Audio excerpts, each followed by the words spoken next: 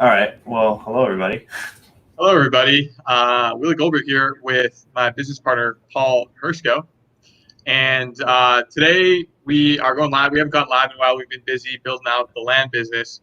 And today we're going to talk about our first land deals and mistakes that we made and things that we did wrong, just so you guys get insight of how much of we didn't know what we were doing when we got started. And before we get into the discussion, I just want to mention that we have come out with a new webinar on land investing. If you go to landinvestingpros.com and you watch that webinar from front to end, by the end of it, you will literally have a kind of a guidance on how to get started in your land investing business today. We have all that information and content in the webinar, so it's very valuable, and we've really spent a lot of time and really considered what to put in the webinar, what not to put in the webinar. So go to landinvestingpros.com and watch the webinar. There's a ton of value in it, so if you're interested, go there. But let's get into it. So I've been doing land investing for a little while now, over 3 years, and my first deal. So I just want to talk about my first deal, and then Paul, you can get into your first deal as we were together, and then we can talk about how we kind of. I remember the first lot that we sold. I don't know if I remember. Are you talking first lot that we bought or sold? I don't care, whatever. Okay. But I guess my first deal was I purchased. So I actually got some data from the county. This was out in Yavapai County, Arizona, and I didn't know what I was doing. I was fumbling around. I got a delinquent list from the county. It actually took quite a while and a lot of fumbling in order to actually even get the list. It was actually a really big pain. And so I called the county. I got the tax collector on the line, and they ended up sending me a CD. It took about a couple weeks. A CD? Yeah, they literally sent me a CD in the mail. And I'm like, all right, yeah, yes, just send it to me. I'll pay whatever, $100, whatever. They sent it to me in the mail. I put that CD into my computer, and it came up with this wild Excel sheet with the tax delinquent list in that county. And so it was all weird formatting. It took me like 2 hours to format it because it was in such a stupid format. And I finally got all the columns in place, and then so I was like, okay, so I'm not going to send out any offers on the postcard. It's just going to be a postcard with unsolicited neutral letter, as some people call it.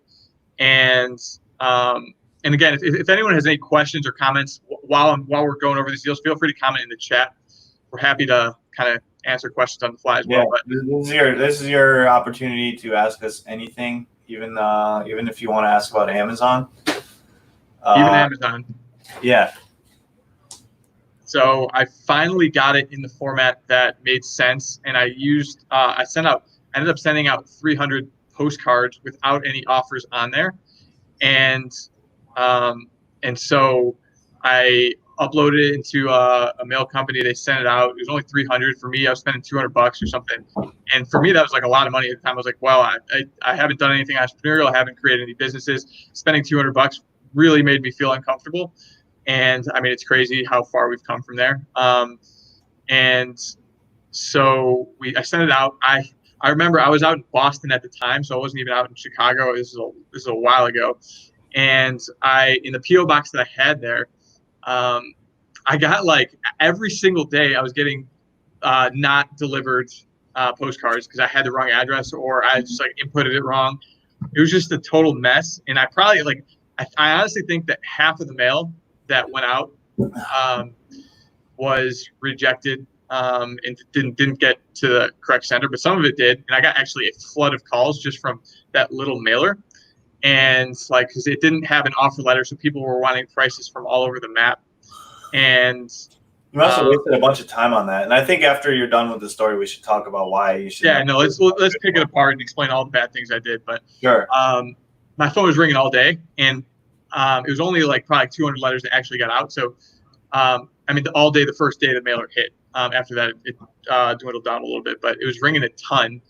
And so it was overwhelming. I had a job. I was at my desk and just I literally ran up to the conference room. I can't tell you how many times during that day. I was just trying to hustle and talk to people and get on the phone. And so it was, yeah, I mean, that was kind of the experience. I didn't know what to do. I had a number of people who were interested. I remember one person was like a quarter-acre lot that was literally a hill, and I was considering buying it. And then I looked at the topography. I guess I was smart enough at that point to kind of figure that out. But there's just one property.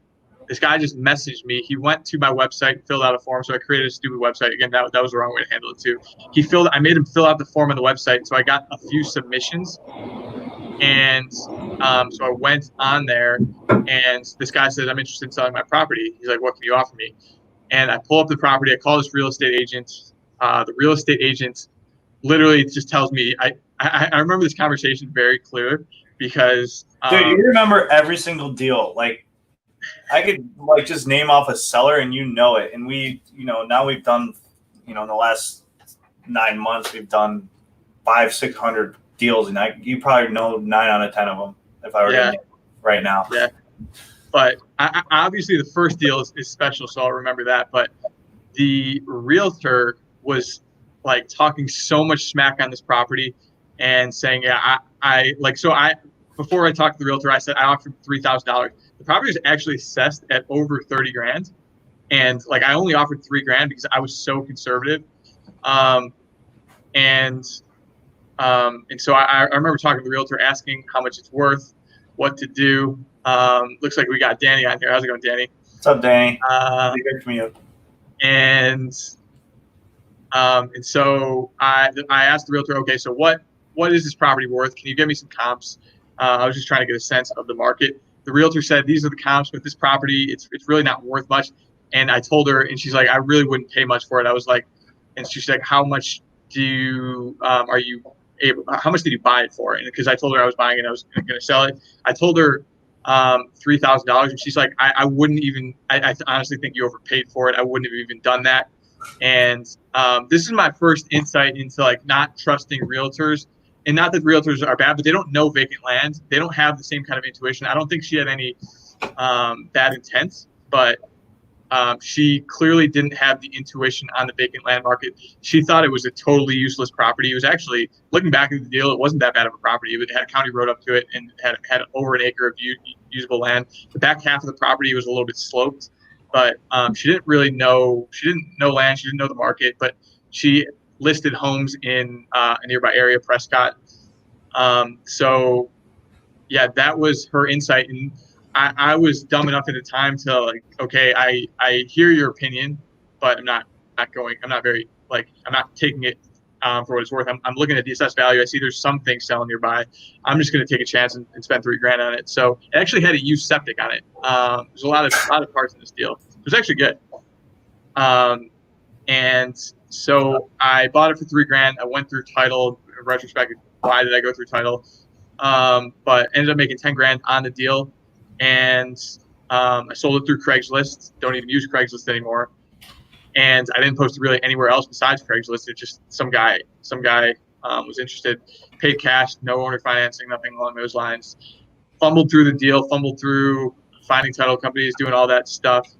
And it's just crazy how many errors I made and how like forgiving this niche is, and like totally disregarded what the realtor said.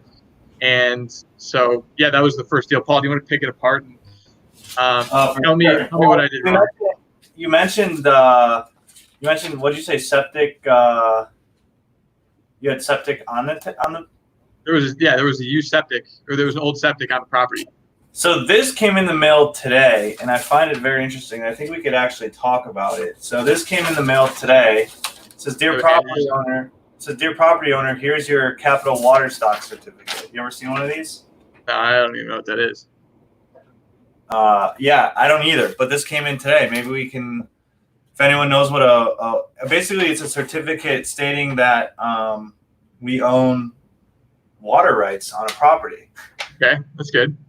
I don't know. I found it very interesting, so I had Andrew bring it over here. It's a grant deed ownership of.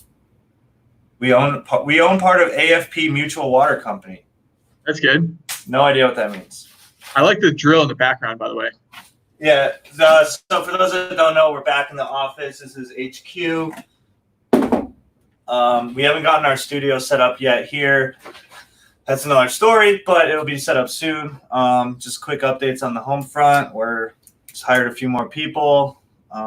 Team next week will be up to 20 people on the team, which I'm really excited about to announce that to the world. But so back to that deal. First off, let's talk about sending out neutral letters. And so I got my first, like we get, because we own so many properties, we get other land investors. Sheriff Marin. It's about the water right contract, the BLM in that state. Yeah, so water right in the BLM. Okay. Bureau of Land Management in that state. Yeah. All right. Do you know what property is associated with? It doesn't matter. But it's good to know. I think it's in. I don't even have an APN. All right. Well, whatever. Oh, it's. I know where it is. Your video just died. Oh. Can you hear me? I could hear you just fine. Maybe I knocked the cord out. See, this is what happens when you get a fancy camera that's HD. Yeah. So what were we talking about? So. We were talking about that deal. Okay. So let's. Jacob Lucas says, "Why do you prefer Data Tree over Agent Pro?" So let's answer that question first before we get, and then I want you to pick apart the deal. You want to answer that while I figure out how to get this camera to work? Yeah. So we use. Yeah, your camera works now. Whoa. You're actually frozen, but now you're yellow. But we use Data Tree, and Data Tree is, in my view, it's. I used Agent Pro for a while, and Data Tree is just a much better version of it, and so Data Tree, it allows you to actually create polygons and target specific areas. The way we coach in our course is that you don't want to mail whole counties. And like, I strongly feel that it's the most important thing is selecting markets within counties and being able to hyper target those areas. And you need to be able to identify those areas that are good for selling property with data-driven strategies. And that's kind of what we talk about in our course. But Data Tree actually allows you to hyper target the areas. And so that alone is the biggest reason that Data Tree is better for us. And if you are interested, we do offer the cheapest Data Tree on the market. No contracts. You can go to landvas.com. You could also access our virtual assistants on there. So landvas.com. Mike Novak says way more dynamic and better optics. I totally agree. I think it's I always used Agent Pro when I got started, and once I discovered Data Tree and like how powerful it is, it was honestly, it was very pivotal, like in like changing the business, using that software, being able to pull up properties quickly, and there's just a lot of data on there in terms of there's sold data, there's for sale data, there's flood zone data, there's so much on there. All right, Paul. So pick apart the deal and tell me everything that I did wrong. All right, yeah. So this is frustrating. Now my camera's lagging, so everything's a second delayed. But so basically, the first thing that you mentioned was that you did neutral offer letters. So we get those every once in a while, and it's like this really long letter, and it's like, I don't know what yours look like, but it's like tells you this whole thing, and like, I mean, well, there's two problems. One, you're gonna waste a bunch of time doing a neutral offer letter, and then two, like your response rate is gonna be probably super low. Like, so the problem with a neutral letter is like, people will call you. They're like, I want $150,000 for a property that you could pay like $2,000. And then every time someone's calling you, they're like, can I get a price for this property? And then you're putting in the APN, you're spending all that time researching the property, and you guys might not even be playing in the same ballpark. So, like it just doesn't work, and it's not scalable, and you're going to pull your hair out, and maybe you'll get a deal here or there, but it's just like, you got to do it the right way. And the right way is sending an offer straight up and either negotiating down or paying more if you have to, and having a system in place. Otherwise you're not going to scale. Yeah. I think that's the biggest thing. It's just not very scalable. The neutral letter, you're going to be spending all of your time comping. Like, you're going to get so many leads. Great. You got a ton of leads, but how do you scale from there when you're spending all day on Zillow, on LandWatch, wherever you're comping these properties, determining whatever they're worth? It's just not it's not worth your time. You're not going to be able to build a business based off neutral letters, in my view, or at least a big business. They work for sure, but like you're just gonna be spending way more time than you need to. Mike Novak says, I would continually get sworn off the phone when I get an offer. Yeah, so that's the thing. Like people, of course, people want to sell their property, but at what price? So you get on the phone with them, you offer them a price that you want to pay, and they're like, and then they get emotionally connected, and they get offended on your offer when you could have avoided all of the yelling on the conversation from just sending them an offer up front. Fun to practice combo skills, though. Yeah, I agree. Well, I like, well, to the extent that we have to deal with is just like, I like this. Yeah, we haven't gotten many of those. Like, or at least I'm not. Andrew left one on my desk today, but that was, we haven't got one in a while. Here's another. We have like a wall of fame, like of people that get like you like. Don't send me these foolish offers anymore.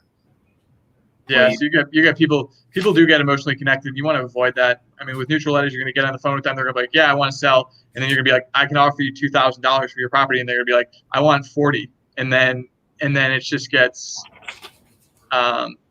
And then you're like, all right, why did I waste like 3 days of follow-up calling you when leaving you voicemails, texting you when you wanted 40 and I was offering you 2. So Sherrick says, love you, brothers. Love the course. Sherrick official. Thank you, Sherrick. We appreciate the encouragement and the positive words. Yeah, I don't know. It's pretty nice. Like, the amount of frustration and times that I've lost it, and I've seen Willie lose it. Like just with the phone ringing, that was the best thing we ever did was outsourcing the phone calls. Yeah, for sure. What about my strategy on getting the data from the county? Oh yeah, didn't even do that. That's probably the dumbest thing that you could possibly do. There's literally like, you're just wasting time, money, and effort. Like you literally use a CD. You could just go to Data Tree and make your polygon and pick your area, and you're done. Like it sounded like a big hassle and ordeal. And I actually want to tell a quick story. With Land VAs, we actually got a message today from someone that was interested in our services, and they're like, I'm a student of, I'm not going to name the other person, but there's other people out there teaching that you should still go out to the county and that you should still comp your own, that like they wanted our VAs to go out and comp properties for them and then contact the county to get these lists. Like just an FYI, there's still people teaching you how to do it these backwards ways. See you, Chris. But yeah, so like don't go to the county. Like everything's freely available online, and it's a waste of time and effort, and you're just not going to be successful. You're basically blanketing an area when there's free data, not free, but there's data available for you to use in a way more calculated way. Yeah, no, I agree as well. There's, in my view, it's not even, blows my mind that people are like even telling people to get data from the county when it's just, I mean, it's 2020. That might have worked in like 1999. Like for sure that was like probably the way in like 1999, but like it's 2020. It's very easy to do this now with software. Yeah. So, I mean, some people might be thinking that, I want to get the most potent list possible. So I'm going to go for the text and liquid list. But when we look at our database and we look at our CRM right now for leads on the buy side, I don't know how many leads do we have of people looking to buy their property? Looking to sell? Hundreds. Yeah, so we literally have probably 150 at least deals in our CRM where they're like, so it funnels to, like, we send out mail, we download data from Data Tree, we send out mail, goes to Pat Live, our VAs enter the data from Pat Live into our CRM, and like of these people who want to sell their property, of those people in our CRM, there's like 150 people. Okay, now me and Paul's job is to review the deals and buy, pass, and They've accepted our offers. They're interested in selling, and all the data is from Data Tree. And like we didn't spend any time calling the counties, wasting any time with that. So like there's so many deals. Like you're getting the most potent list is a waste of time and energy. It just adds a different step. It's just like go to Data Tree, download the data, only hit the areas where you're interested, where the property's selling, and you want to hyper target. You don't want to blast counties. You want to hyper target the areas. That's another thing with when you're getting tax delinquent lists. It's the whole county. It's all the county data. It's mostly land. It's some houses, mostly land, but it's the whole county. And it's like that's not how you want to do it. You want to target areas within the county, and you only want to mail those areas. It doesn't matter how potent that list is. You want to hit everyone because vacant land is all absentee owner, and like you're going to get deals. Like you can choose where you get deals, so you should choose where you get deals, and you should not make it more cumbersome or harder than it needs to be. We got a lot of comments coming in. Let's start with Joseph's. I haven't heard of section township range. That's interesting. Have you? Of course, yeah. You've never looked at a legal description. Oh, okay. A more effective way to use Data Tree to search the section township range. That way you don't have to remember where you drew the polygon on the map. Yeah, so I've never done that, but I mean, that is, I'm sure there's a way to do it. What I do is we take a screenshot of the polygon and then we save it into the same folder where we download the data. And that is it. So pardon Paul's ignorance on the legal description. I meant like doing a search in Data Tree by section. Oh, okay. That's what I meant. Obviously, I know what that means. I just didn't know like that you could search by that. Okay. All right. So Freddie Newhold says, in your guys' program, is your owner finance deals the ones that are 99 down, 75 a month, or do you guys have higher like $1,200 down and $250 a month? So 99 down and $75 a month. I don't know about you, Paul, but that doesn't excite me very much. Not at all. We like to keep the down lower, but you know our average payments are between $200 to $350, and then we have some people paying like $1,000 a month. But we try to keep it between like $200 to like $350 for monthly payments, and that way you can get it to a broader audience. So the market really opens if you keep the down payment low. You just got to be aware of the payback. And so our strategy is about like we have found a huge market, and it's we just cater to the market. It's crazy because we offer different owner finance options on the site, and the market always chooses, like 90% of the time, chooses the cheapest monthly payment but the highest cost. So I mean, we just listen to what the market says, and we're not dictating the market terms. We're just listening, and so, but then again, $75 a month just doesn't do it for me. Doesn't do it for Paul. So we don't even offer that at all. Joseph asks, do you do it in advanced search? So no. He was referring to the section township range. He says you do it. Oh, you do it. I got it. Okay. All right. Well, that's good to know. Alex, do you use Pat Live or similar service? Yes, we do use Pat Live. We spend well over $1,000 a month with them just because we have so many inbound calls. But Willie, can you put the link? We got like discounted pricing for Pat Live if you do want to use Pat Live. Skype it to me. I don't know where the link is. Yeah, maybe I'll run StreamYard next time. But yeah, Pat Live is amazing. Literally just makes our life so much easier. Yeah, Pat Live was pretty, honestly, like I don't know why I didn't do it before. So we partnered up and then we started doing it. And that was like a really big deal. Because like our phone was ringing honestly all day long. We get Pat Live sends us like how many calls we got in a day. I don't know what the average is, but like there's some days where what's like a good day?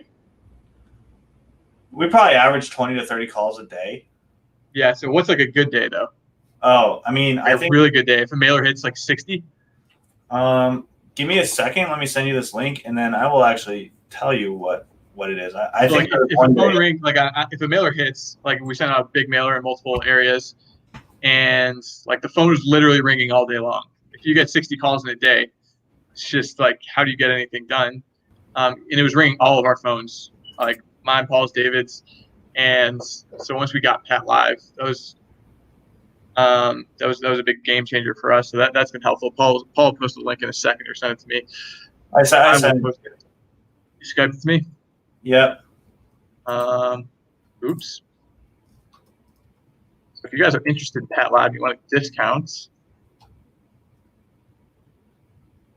post a comment. Do I just post it as a comment?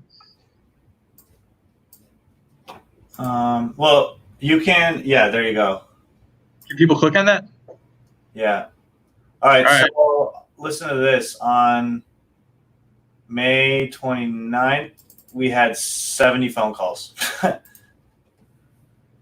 Yeah. So once we we needed to outsource it. We couldn't get anything done before, and that was just a big problem for us. So more questions. All right. So Mike asked, do you guys use Simplifile? Is Andrew still there? Andrew? Yeah. You want to talk? Yeah. You want to make your big camera debut? What is it? Take a seat and look at the camera. Do you use Simplifile? Yes, I use Simplifile every week. Mostly, we do a lot of stuff in Florida. It's a pretty easy to use system. There's some counties you have to register for. Other counties you don't need to register for. But it's great. You know when your deed is recorded, when it's rejected right away, which is equally valuable.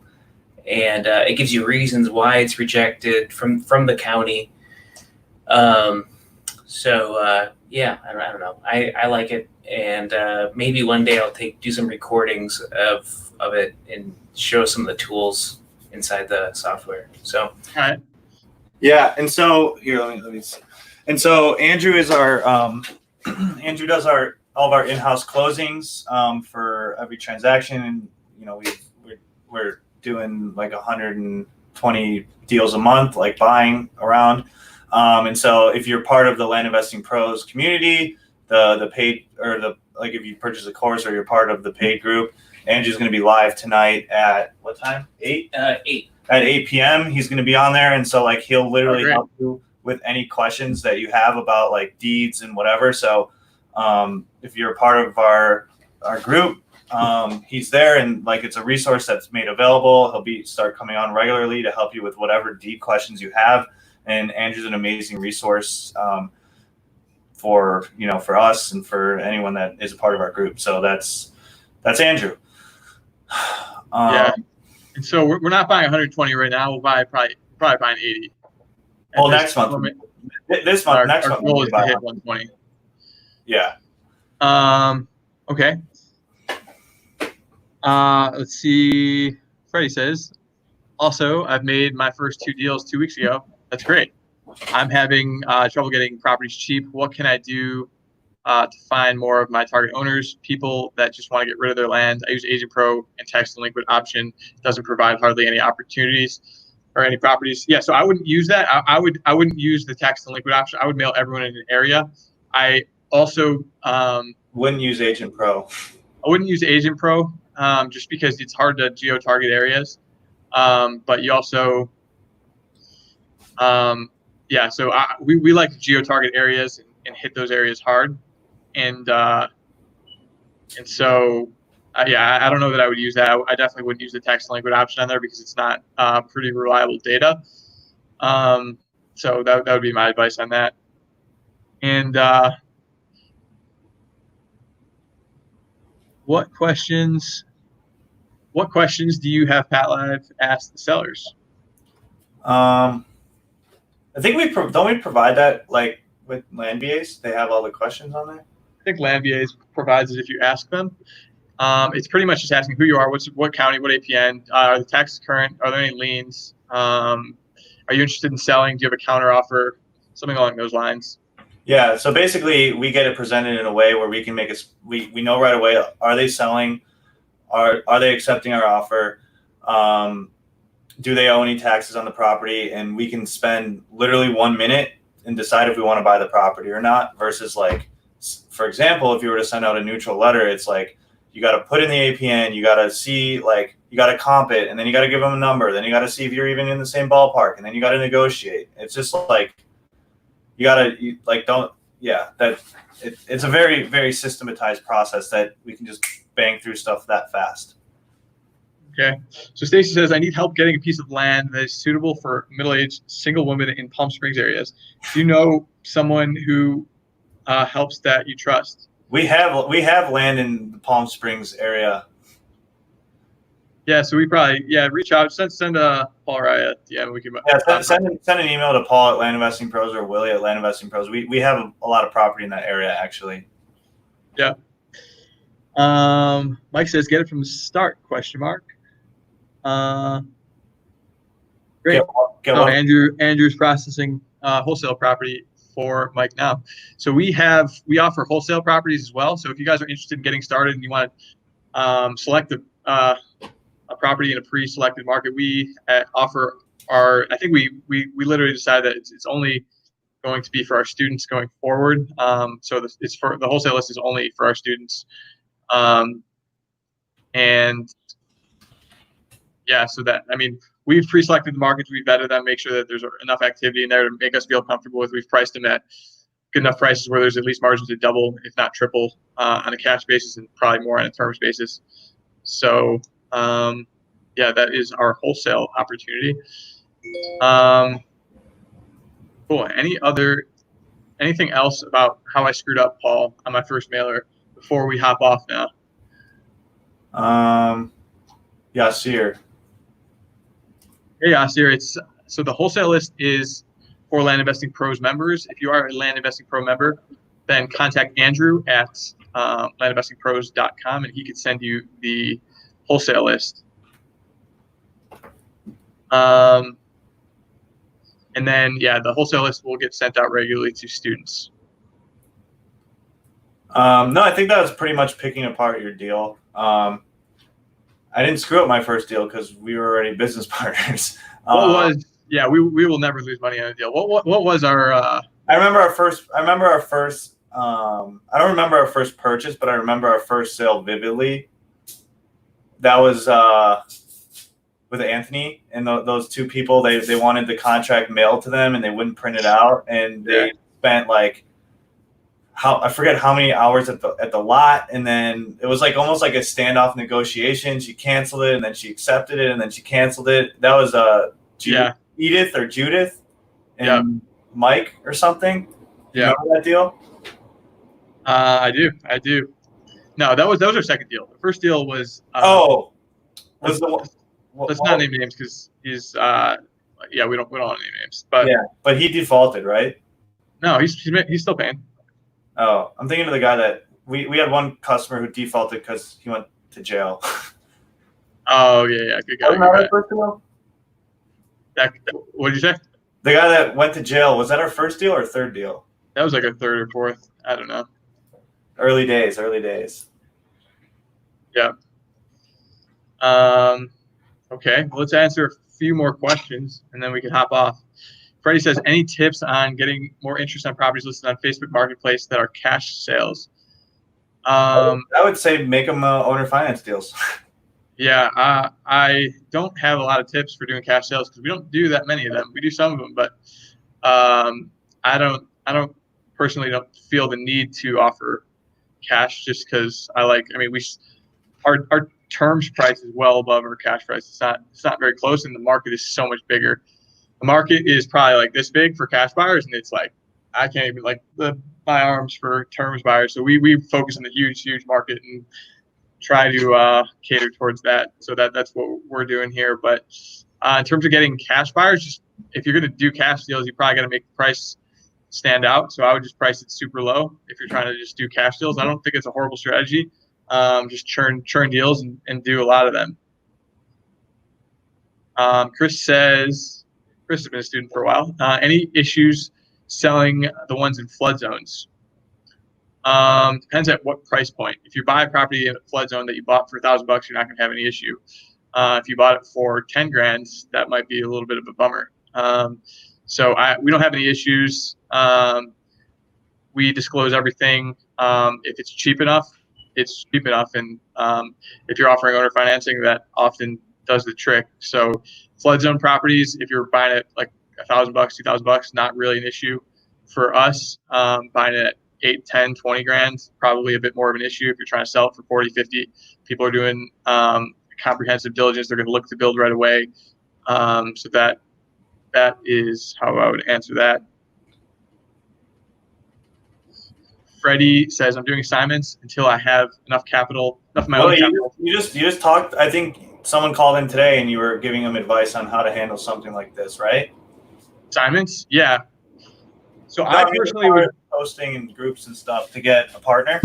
Yeah, so I personally would find investor partners. I've had plenty of partners in the past few years. Right now, we don't do any more like that. We've got a bit different structure. But I think it's a good idea to start posting posting the Land Investing Pros Facebook group and ask, the Land Flipping Formula Facebook group, and just ask if anyone post, I've got this property in X county. Will anyone fund it for me? I'd rather see you fund it than do assignments, because then you have to worry about actually closing it after you find a buyer. But I mean, both work, and that, I mean, it's a good strategy. I personally think that finding and capital partners might be a better option, but they're both doable ways. Mike says, how to price your offers for mailers when sending out 1,500. So for me, it doesn't matter if I'm sending out 1,500 or like yesterday we sent out like 12,000. It's like we like geo-target, and I can't explain how important it is at doing how many deals. If you're blasting county, you're doing it wrong. If you're geo-targeting an area, you can find the comps in that area, and like exactly what the comps in that area are trading for, and you want to price below those comps. And if you're going on like Land Watch and you're like searching a city or you're searching a whole county and you're doing comps that way, you're doing it the wrong way. So I think you got to really focus on geo-targeting an area, and then you got to have a good idea of what the market price in that area is, and then just price it well below that. So I think the first thing is making sure that you're getting the right comps, and you're targeting specific areas, not blasting full markets. Chris says it's cheap, but I have a ton of people ghost even with terms on it. Yeah, so I would say probably be a little patient, but I think things will sell. I don't know what price point, but I wouldn't be too scared that it's not going to sell, especially if you are working at a few $1,000s as your purchase price. Mike says, by acreage or market price on data tree, is market price reliable? No. So the market price, if I'm not wrong, is assessed value on data tree? It depends on the county. Like, remember, some are like, they do it differently by county, I think. Yeah. So we do it based on what's on the market, what's sold in the market. So we use data. We use for sale data and sold data, not assessed value. Ray says, I've done one partnership. How much typically is the profit for partnerships that are 50-50? In my mind, I've taught that 30K profit each for it to be attractive to other investors. So I don't think 30K, I don't think you need to be anywhere near 30K. I also think, so I've traditionally done 50-50, and that's very investor friendly. Going back to that, I think I would probably structure something in the at least 60-40, if not like 65-35 range in favor of myself, the person who found the deal, just because their return should be very, very high. But I think 50-50, if you don't have a ton of experience, is pretty reasonable. Chris says, you guys have good pricing with data tree still. Yeah, so we definitely have land VAs. Yeah, we've got the best pricing on the market. You go to landvas.com. No contracts, cheapest price out of anywhere. So market price is its own category on data tree. I still think that's probably what the county. So data tree collects all of its data from MLS feeds or the county. And so if it's market price, then it might be. I'm not sure if you're referencing what's on what's for sale in the area, or if it's data from the county. And I think it's from the county, and I think it's the assessed value. So it's the market value, the market assessed value from the county. So it is county data, and I would not use that to price your mailers. I'd use Zillow or LandWatch or some other source to get a little bit of data that's on the market. Anything else, Paul? No. It's good to be back. Good to be live. Soon get a nice little setup. But right now, you get to look at my drill and my box of screws and nails and my RX bars. There you go. But that's the scenery right now. All right, we got one more question. Let's take it, and then let's hop off. So, Jermaine Faith Hill, when you are looking at sold comps, are you using price per acre to come up with your final offer price? So, when we're pricing, we're not coming up with price per acre because we get really, really granular with our mailers. And so we're only mailing a specific acre size. So half acre to an acre, 5 acres to like 7 acres. We're usually in a specific range, and we're not pricing 1 to 20 acres and then doing a price per acre and then going 20 acres of this, 10 to 5 that. We're pricing a specific area within a specific acreage range. And so we look at that. What's that price? What's that acreage range priced at? And then we're going to go below that. That's how we do it. And then Jordan says, do you care about size of property when doing a mailer if sold comps make sense? No, I mean, we'll send out a mailer. It's the only thing that matters. And this is really what we teach in our course is that you need to buy in areas where there's property selling. And I don't care if it's 5 acres. I don't care if it's 20 acres. I don't care if it's 1 acre. There needs to be a ton of market data in that area. And there needs to be a lot of activity, a lot of people buying. And it needs to be in our price point. So our acquisition price needs to be in the range that we want it, and there needs to be enough sold data in that area. I don't care what size of the property it is, as long as it meets the criteria of is it the price point that we're looking to buy and sell at? Is that okay? Is that right? And then is there enough data of people buying property there? And there's enough sold data. So that's kind of how we think about it. Okay, that's it. All right. Let's sign off. We're going to be back on regularly now. All right. Yeah, we'll start to be more. I mean, we've been busy building, hiring, combo, all that. And so we will make these appearances more regularly and continue providing value. All right. Have a good one. And I just want to mention, if you guys are interested in we did come up with a comprehensive webinar on land investing. Watch it till the end. You literally will have a sense of what we're doing here, and you will be able to literally start your land investing business today, given the insight that we provide in the webinar. Go to landinvestingpros.com and find out what we've got in store. And like I said, we've put a ton of thought and effort and energy into what we put into that webinar. So there's a lot of value there. Landinvestingpros.com. Thanks, Paul, and thanks everyone for joining us.